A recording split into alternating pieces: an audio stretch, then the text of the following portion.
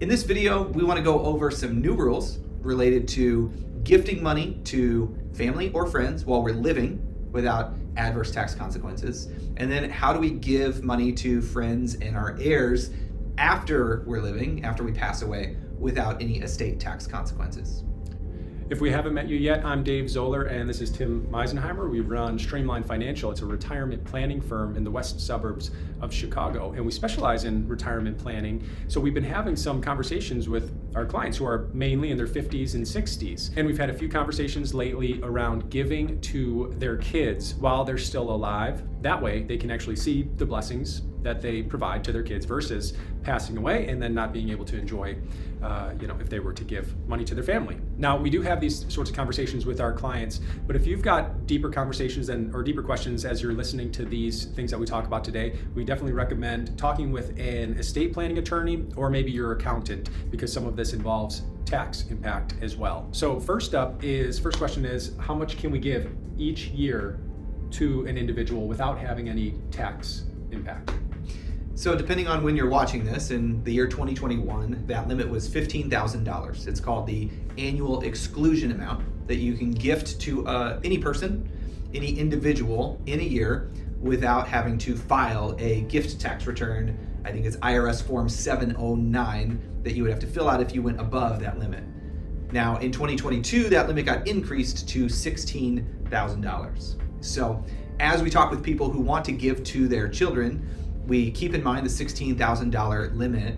But if you're married and you have kids and you want to give multiple gifts to multiple kids, it could look a little bit like this. So let's say we're sitting down hypothetically with a husband and wife, and they have one child.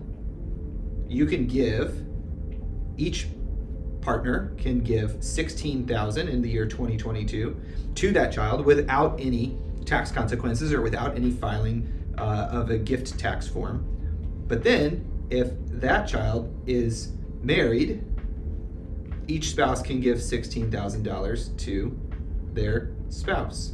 So now towards a couple, it can really look like 16,000 times 4 gifts in a year, which could equal $64,000 total. Now, what happens if you give more than the $16,000 to one individual? Do you have to pay tax on that? Dave, most likely no. You can give up to, I'm going to check my notes just to make sure the number's right. You can give up to a $12 million, $60,000, what's called the lifetime estate tax exemption. So you can use up all of that before you have to pay any taxes towards a single person. Gotcha. So the $16K, if you gave more than that, you would be filing a gift tax return, but you most likely would not be paying tax. It's not until you get to that much higher, $12,060,000 number. Gotcha. Yeah, so that $12,060,000 number is the estate tax exemption amount. Again, like we saw in the example before, if you're a couple, that's actually double, so that lifetime estate tax exemption amount is $24,120,000, and I did that without looking at my notes. Good for you. So the lifetime estate tax exemption is a big number, and most people may not be impacted by it, but that annual exclusion amount is one to keep in mind as you're gifting money now to family and friends. So hopefully that video was helpful if you're thinking about this and giving to family or friends or others. And really, none of this involves giving to charities. If you're giving to charities, then you don't have to worry about the $16,000. There's, again, talk to your accountant if they're thinking about big amounts here, but these exclusions don't impact giving to charities. Right. Charities is mostly based on AGI, and there's limits there and carry forwards. That's another video. Yep.